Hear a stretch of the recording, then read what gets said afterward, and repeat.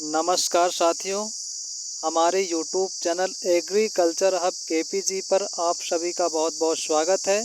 आज हम आपके लिए ऐसी फसल लेकर आए हैं जिसे आप लोबिया आम बोलचाल की भाषा में कहें तो लोग इसे बोड़ा या चौली भी कहते हैं। यह बहुउपयोगी फसल है जिसकी खेती भारत में व्यापक रूप से की जाती है।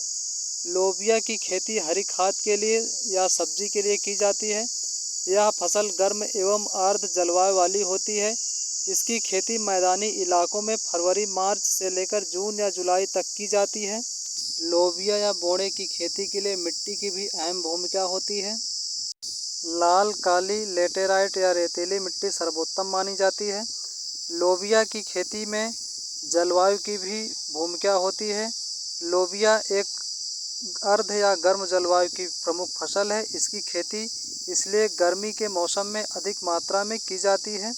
लोबिया की बुआई बरसात प्रारंभ होने से पहले जून या जुलाई के बीच में हमको करनी चाहिए।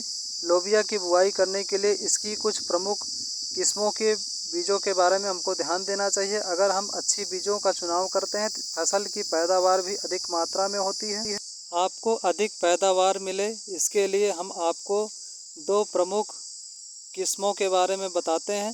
सबसे पहले पूसा दो फसली यह लोबिया की एक ऐसी किस्म है जो दोनों मौसम में इसकी बुआई की जा सकती है। यह पैदावार अधिक मात्रा में देती है लेकिन इसमें कीटों का प्रभाव अधिक मात्रा में होता है जिससे इसकी देखभाल भी हमें बहुत ज़्यादा करनी होती है। दूसरी जो किस्म है काशी गौरी, यह लोबिया की एक अच्छी किस्म है जिसकी पैदावार अधिक होती है। लोबिया या बोड़े की बुआई के बाद यदि खेत में सूखे की स्थिति है तो हमें सिंचाई जल्द कर देनी चाहिए या आवश्यकता अनुसार समय समय पर हमें सिंचाई करते रहना चाहिए।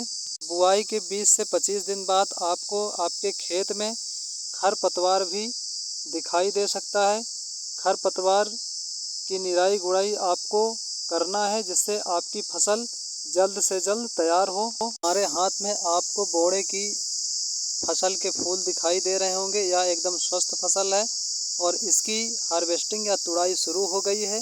मार्केट में इस समय जो आवक है कम है इसलिए अधिक आमदनी हो रही है।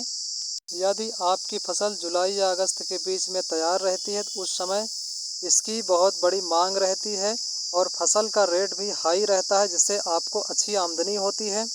आपकी फसल जब तैयार रहती है तो आपको दूसरे दिन तुड़ाई करना है, नहीं तो आपकी फसल या तो टेढ़े हो जाएंगे या तो कड़े हो जाएंगे जिससे यह उचित दामों पर नहीं बिकेगा। जब तुड़ाई चल रही होती है तो बीच बीच में हमें कीट से बचाव के लिए कीटनाशक दवा का छिड़काव भी करना चाहिए जिससे हमारी फसल एकदम अच्छी तैयार हो। मंडी के पहुंचने पर यह आसानी से तुरंत बिक जाए। समय की भी बचत होती है। यह फसल जब पूरी तरीके से समाप्त होने लगती है तो इसके पौधे को हम काट कर हरे चारे के रूप में भी उपयोग कर सकते हैं। इसके साथ इसके पौधे को अगर हम खेत में ही ट्रैक्टर से जुताई करा देते हैं तो यह हरी खाद के रूप में बदल जाती है जो हमारे खेतों को अधिक पोषक तत्व देती है।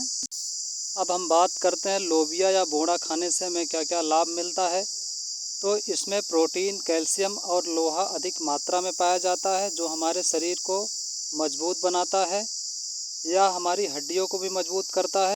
इसके साथ अनेक लाभ लोबिया खाने में मिलता है हमें। किसान भाइयों, अगर आप लोबिया की अधिक पैदावार लेना चाहते हैं तो बुआई के समय आपको कुछ महत्वपूर्ण बिंदुओं पर ध्यान देना चाहिए, जैसे कि अगर इसकी बुआई पंक्तियों में आप करते हैं तो इसमें जल निकासी की भी उचित व्यवस्था बनी रहती है। साथ ही साथ इसकी तुड़ाई तथा दवा डालने में भी आसानी हो जाती है। बोड़े में आपको फफूंदी या कीटनाशक दवा का छिड़काव करना चाहिए जिससे फल छेदक कीट और फफूंदी नाशक कीटों का प्रकोप समाप्त हो सके और आपको फसल की अधिक पैदावार मिल सके जिससे आपकी आमदनी अच्छी खासी हो सके। अगर बोड़े की बुआई 10 बिस्वा खेत में आप करते हैं तो इसकी लगभग लागत 1 से 1,500 रुपये मात्र ही आती है, लेकिन आमदनी की बात की जाए तो 10 बिस्वा खेत में लगभग आप 70 से 80 हज़ार रुपये तक आमदनी कर सकते हैं। अगर आपकी पैदावार और अधिक मात्रा में रही तो आप लाख रुपए तक की इनकम कर सकते हैं। यह आमदनी आपके मार्केट भाव पर निर्भर करता है कि आपका मार्केट भाव या बाज़ार किस तरीके से है। दोस्तों, आपको बोड़ा या लोबिया की खेती कैसे लगी और इसके साथ साथ हमारा वीडियो आपको कैसे लगा, कितनी जानकारी आपको कैसे मिली, इसके बारे में कमेंट करके हमें ज़रूर बताइएगा। और ऐसे ही वीडियो पाने के लिए उन्नतशील बीजों, किस्मों, फलों, फूलों, सब्जियों के बारे में हमारे YouTube channel agriculture hub KPG को सब्सक्राइब कर लीजिए, लाइक कीजिए, शेयर कीजिए, जिससे प्रेरित होकर हम आपके लिए ऐसे अन्य खेती के विषय में आपको बताएं। मिलते हैं फिर एक वीडियो में, तब तक के लिए आप सभी को मेरा नमस्कार, राम राम।